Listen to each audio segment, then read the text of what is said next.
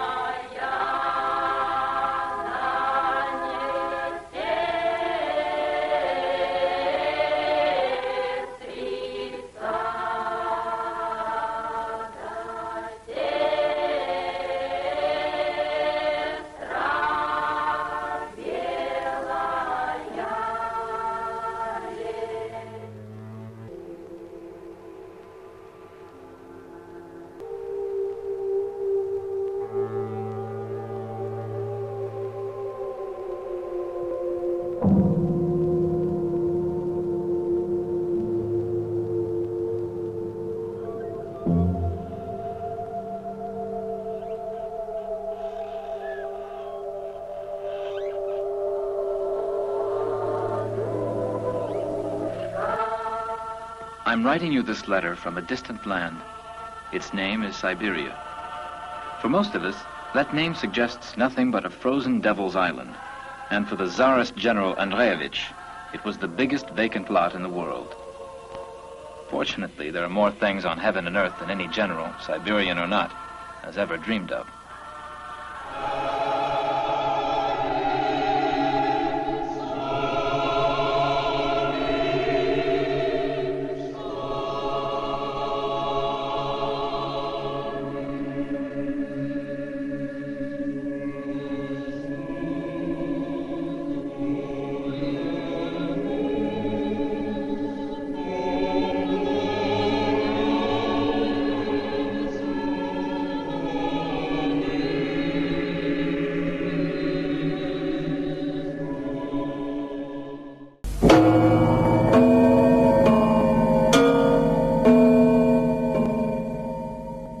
Le 29 mars 2084, le robot présentateur de la télévision intergalactique a été programmé pour célébrer dans les termes suivants le deuxième centenaire de la loi de 1884 qu'on s'accorde à prendre pour point de départ du mouvement syndical.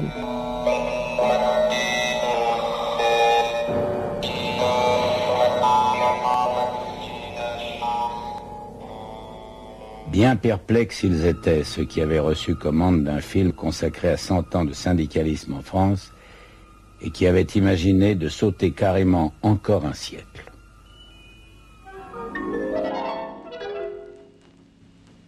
Quand les hommes sont morts, ils entrent dans l'histoire. Quand les statues sont mortes, elles entrent dans l'art. Cette botanique de la mort, c'est ce que nous appelons la culture.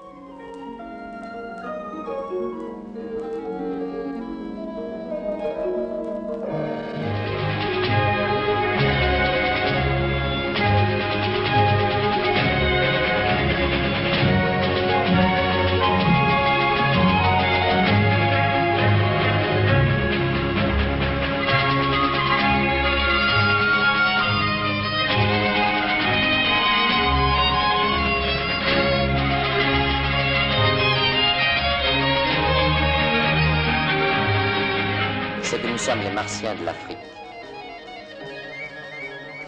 Nous débarquons de notre planète avec nos façons de voir, avec notre magie blanche et avec nos machines. Nous guérissons le noir de ses maladies, c'est certain. Il attrape les nôtres, c'est certain aussi. Il perde ou qu'il gagne au change, son art en tout cas n'y survit pas. La magie destinée à le protéger lorsqu'il mourait pour son compte est sans pouvoir lorsqu'il meurt pour le nôtre. Entre le paradis chrétien et l'immortalité laïque, le culte des ancêtres s'évapore. Le monument aux morts remplace la statue funéraire. Tout ceci dominé par le blanc qui voit les choses de sa hauteur et s'élève au-dessus des contradictions de la réalité. De cette hauteur, l'Afrique apparaît ordonnée, riche, recouverte déjà de villages modèles, pleine de ces igloos de béton comme des globules blancs de la civilisation. De cette hauteur, l'Afrique est un merveilleux laboratoire où se préfabrique patiemment, en dépit de quelques saignées, le type du bon nègre rêvé par le bon blanc.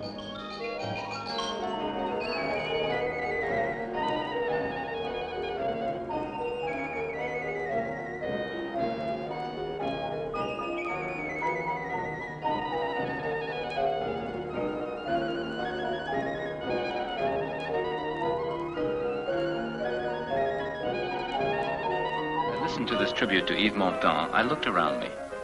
Undeniable energy, enthusiasm, and the will to work. A faith that the future will be as bright as the past was dark. Huge gaps and a firm determination to fill them. While recording these images of the Yakutsk capital as objectively as possible, I frankly wondered whom they would satisfy. Because of course you can't describe the Soviet Union as anything but the workers' paradise. Or as hell on earth.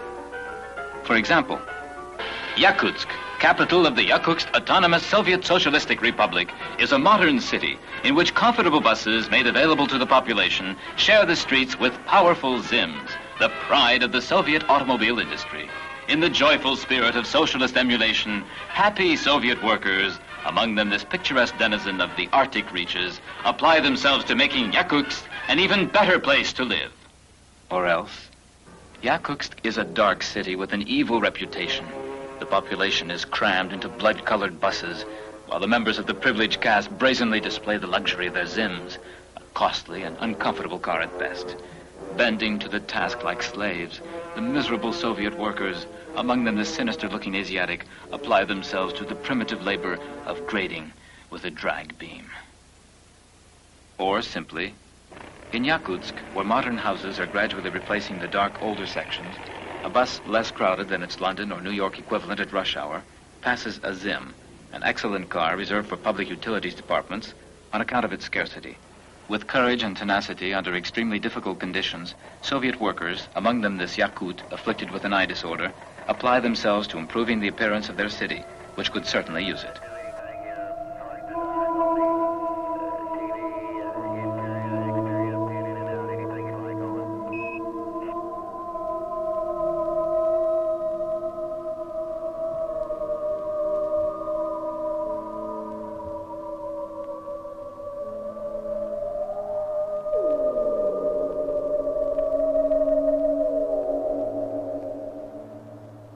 L'agence Alliance Photo est créée en 1934.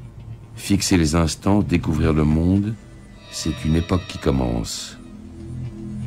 Capa, Seymour, Pierre Boucher, Denise Bellon se jettent dans l'aventure. Ils sont de leur temps. Ils ont l'enthousiasme des vacanciers de la mer, le courage des parachutistes du dimanche. Être photographe, ça n'est pas seulement regarder, c'est soutenir le regard des autres.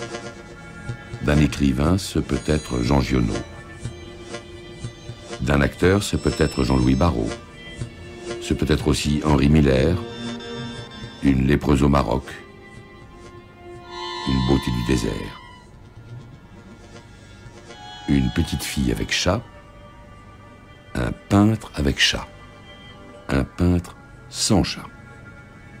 Elle va chercher Picasso chez lui et en Afrique les masques qui l'inspirent. Cette beauté sauvage que ses amis surréalistes et d'abord André Breton l'ont aidé à comprendre. Si Breton lui dédicace le premier exemplaire d'un de ses livres, c'est que la compréhension est mutuelle et qu'en matière de regard, il s'y connaît un peu.